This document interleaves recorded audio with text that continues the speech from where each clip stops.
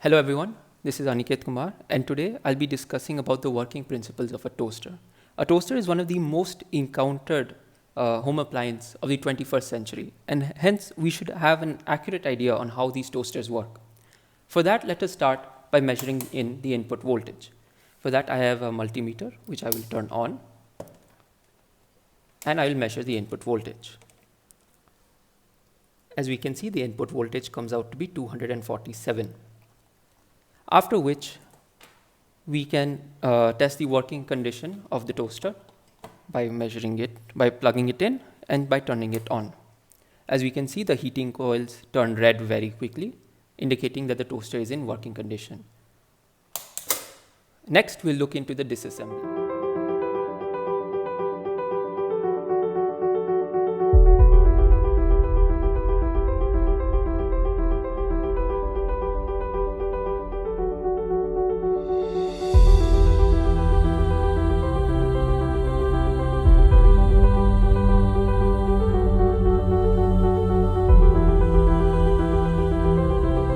Now that we've disassembled the toaster, we can see the various components.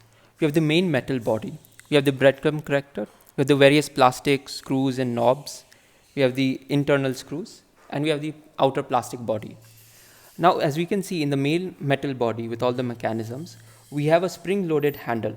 To the spring-loaded handle, we have two additional components. One is the metal clamp and one is the post. The post, as we move down, comes into contact with these four contacts. The outer two contacts are connected to the inner mica bed as well as the live positive wire, whereas the left two contacts are connected to the neutral and to the wire connecting the board. As well as we have the main heating element. The main heating element is actually made up of a nichrome wiring across a mica bed. The heating part of this is very simple. When electricity flows through it, it becomes red hot and through radiation it heats your bread. In addition to this, we have a jumper cable over here. The jumper cable gives the board the necessary voltage and the correct amount so that the components work without failure. Next, let us look at the board. The board has a very important electromagnet, the solenoid. The solenoid is connected to two diodes, multiple resistors and capacitors, as well as a knob to adjust the timing of the bread and an emergency stop. Now let us look at the working. The working is very simple. When you move the knob down, the post moves the inner two contacts so that they touch the outer two contacts. Thereby the live wire comes into contact with the wiring connecting it to the inner heating elements. As a result, power generates within them and they become red hot.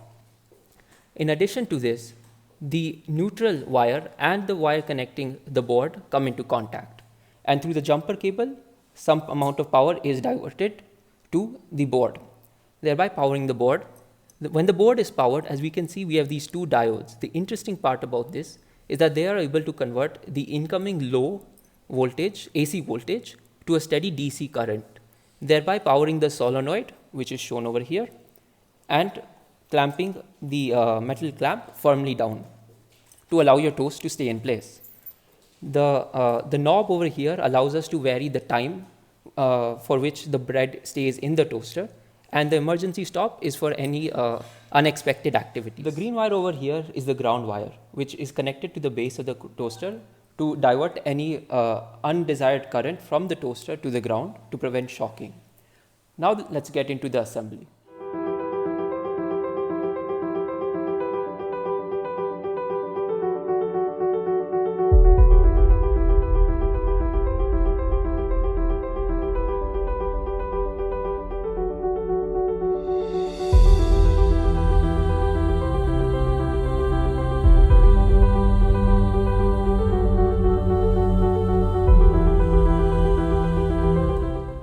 Alright, so we have reassembled the toaster. Now let us see if it works or not.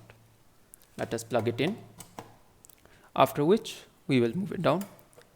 As we can see, the bottom toaster holds, as well as the coils turn a sharp red. Now we can use emergency stop to end the toasting, and as we can see, it works perfectly fine.